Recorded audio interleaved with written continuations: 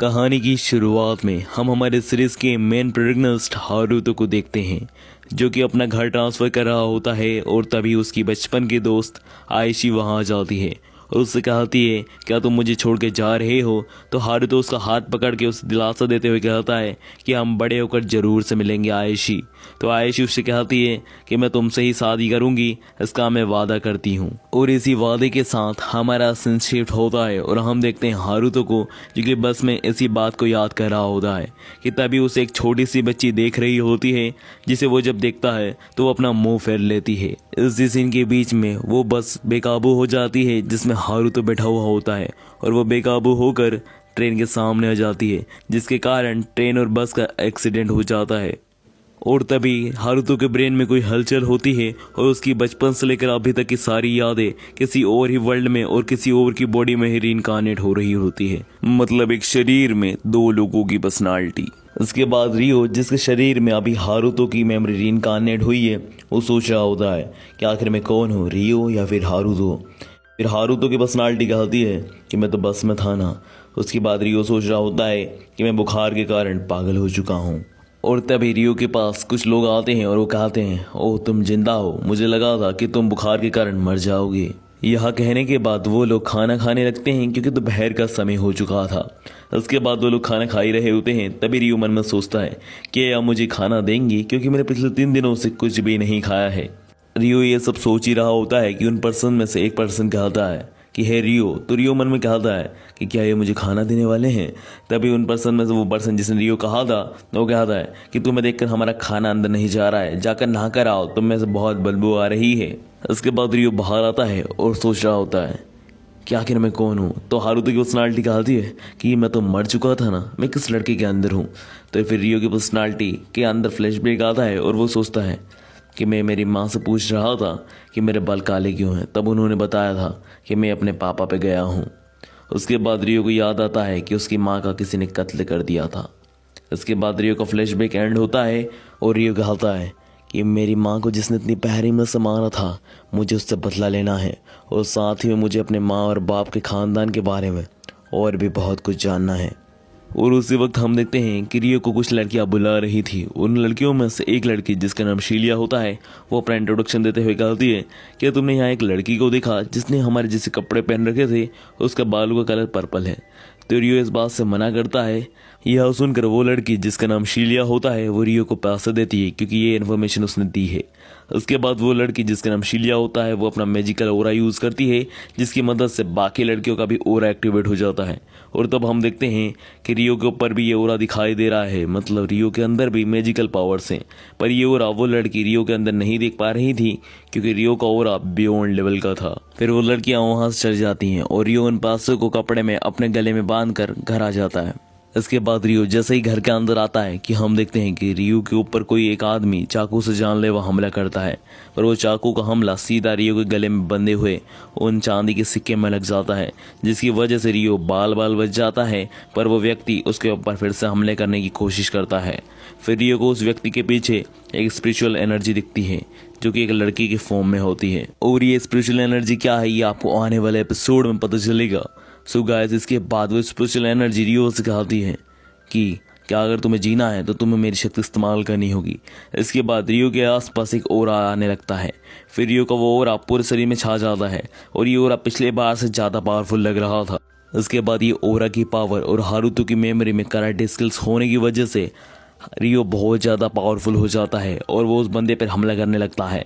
फिर कुछ देर फाइट करने के बाद हारुतो और रियो एक ही पर्सनालिटी में होने की वजह से उस बंदे को इजीली हरा देते हैं। उस बंदे को हराने के बाद रियो को किसी आवाज़ आने लगती है। फिर वो एक बोरे की तरफ देखता है जहाँ पर ये आवाज़ आ रही थी। फिर उस बोरे को खोलकर वो देखता है कि उसे यहाँ पर एक राजकुमारी दिखती है और वो राजकुमारी उससे कहती है कि मुझे ब्लिस कैसल ले जाओ। फिर राजकुमारी इधर उधर देखने लगती है तो उसे इतना सारा खून देखकर डर जाती है और वहीं बेहोश हो जाती है। रियो उस प्रिंसेस की बात सुनकर उसको लेकर बाहर आता है और उसे केस ले जाने की कोशिश करता है, पर उसके सामने ही वो चारों लड़कियां वापस आ जाती हैं और उनमें से एक लड़की, जिसका नाम क्रिस्टीना होता है, वो सीधा आकर रियो को चाटा मार देती है और कहती है, तुमने ही उसे किडनैप किया और हमारे सामने भले बन रहे थे कि तुम्हें कुछ भी नहीं पता है। यह सब देखकर रियो मन में कहता है, एक तो मैं इसे बचा रहा हूँ, ऊपर से मुझे ये सब झेलना पड़ रहा है। और ये सब सोच ही रहा होता है और कहता है कि मैं तो उसे बचा रहा था कि तभी वेनेसा उसके ऊपर तलवार रखती है और कहती है कि अगर तुम सच्चे हुए कि तुम राजकुमारी के साथ कुछ नहीं करना चाहते थे तो तुम्हें सही सलामत घर छोड़ दिया जाएगा, वरना तुम्हें बहुत कड़ी से कड़ी सजा दी जाएगी। ले चलो इसे कैसल। इसके बाद हमें कुछ समय बाद का सीन दिखाया जाता है जहां पर सारे सिपाही उस बंदे को पकड़ लेते हैं जिसने रियो के ऊपर हमला किया था। उसी समय हमें दिखाया जाता है कि उन सारी भीड़ में से एक बंदा जिसने कैप पहना हुआ होता है वो कुछ स्पिरिचुअल पावर का यूज करता है और तभी जिस बंदे ने रियो के ऊपर हमला किया था वो अचानक ही अकस्मात उसकी मौत हो जाती है। और इधर हम कैसल का सीन देखते हैं जहां पर रियो के ऊपर यातनाएं की जा रही थी ताकि वो सच्चाई बोल दे कि उसने आखिर राजकुमारी को क्यों किडनैप किया था। पर रियो तो बेचारे ने कुछ भी नहीं किया था, फिर भी उसको इतना सब झेलना पड़ रहा था। और उसी वक्त उन सोल्जर्स का लीडर जो कि रियो के ऊपर यातनाएं कर रहे थे वो बाहर आता है और कहता है, हे मुजरिम, तुम मेरे हाथों आज जिंदा नहीं बचोगे। जल्दी से जल्दी सच्चाई बता दो कि आखिर तुमने क्या किया है राजकुमारी के साथ और क्या करना चाहते थे। तो रियो बेचारा तो कुछ जानता ही नहीं था। रियो के कुछ न कहने के कारणवश वो लीडर गुस्सा हो जाता है और वो न्यूक्लियर स्प्लेंडर से रियो को यातनाएं देने लगता है। और उसी समय हम इधर राजकुमारी को जागते हुए देखते हैं कैसल में, और वो जागते से कहती हैं कि मैं कहाँ हूँ। तभी उनके साइड में खड़ी हुई लड़कियाँ कहती हैं कि राजकुमारी आप महल में हो। तब राजकुमारी कहती है कि क्या हुआ था मेरे साथ। तभी वो लड़कियाँ कहती है कि हमने उस बच्चे को पकड़ लिया है जिसने आपको किडनैप किया था। तो राजकुमारी कहती है उस लड़के ने मुझे किडनैप नहीं, उसने ही मुझे बचाया था।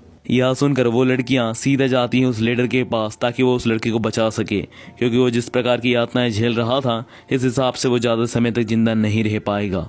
और इधर हमारा सीन शिफ्ट होता है और हम देखते हैं कि वो सोल्जरों का लीडर रियो को बहुत बहरे में से मार रहा होता है कि तभी वहाँ पर सिलिया और वेनेसा जाती हैं और कहती हैं कि रुक जाओ, वो निर्दोष है। तो वो लीडर कहता है ऐसा कुछ भी नहीं है, इसने ही राजकुमारी को किडनैप किया है।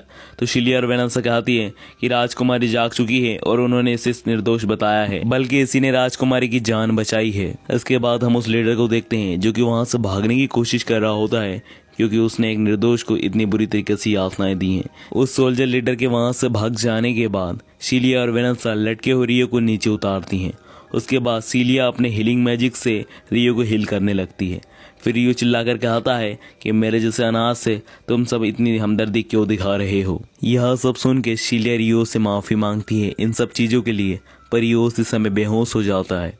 इसके बाद सीन शिफ्ट होता है और हम देखते हैं रियो को आंखें खोलते हुए, जहाँ पर रियो सबसे पहले सिलिया को देखता है और सिलिया रियो की आंखें खुलती हुई देखकर कहती है कि गॉड का शुक्र है कि तुम्हें ज़्यादा चोट नहीं लगी। सिलिया को देखकर रियो कहता है कि अभी मैं कहाँ हूँ। तो सिलिया कहती है कि तुम अभी कैसल में हो और साथ ही में पूर्णतः सुरक्षित हो। तो रियो कहता है कि आप मुझे अपने हीलिंग मैजिक और इत्यादि मैजिक सिखाओगे। तो सिलिया कहती है कि मैं तुमसे इसी बात में कुछ कहना चाहती थी कि राजा ने तुम्हें कल दरबार में बुलाया है और साथ ही में इस राज्य की सबसे अच्छी एकेडमी में तुम्हारा एडमिशन कराया है, क्योंकि तुमने राजकुमारी की जान बचाई है, इसलिए ये तुम्हारा ये तोहफा है। और साथ ही में इसीलिए ये भी कहती है कि इस एकेडमी में मैं भी एक प्रोफेसर हूँ। इस एकेडमी में अगर तुम पढ़ोगे तो हाई लेवल मैजिक तो क्या, तुम मुझसे भी अच्छा मैजिक सीख पाओगे। इसके बाद हमारा सीन शिफ्ट होता है और हम कुछ दिन बाद का सीन देखते हैं जहाँ पर रियो को राज दरबार में बुलाया गया है उसकी बहादुरी के लिए, उसे सम्मानित करने के लिए, जहाँ पर राजकुमारी कह रही होती है कि यही वो हीरो है जिसने मुझे बचाया है। उसके बाद हमें रियो का सीन दिखाया जाता है और वहीं ये आज का एपिसोड एंड हो जाता है। सो गाइस, क्या लगता है आपको, क्या रियो एकेडमी में जाकर इजिली अपनी एकेडमी पार कर पाएगा या फिर एकेडमी में कोई और इस समस्या रियो का इंतजार कर रही है? देखेंगे नेक्स्ट वीडियो में। तब तक के लिए बाय बाय।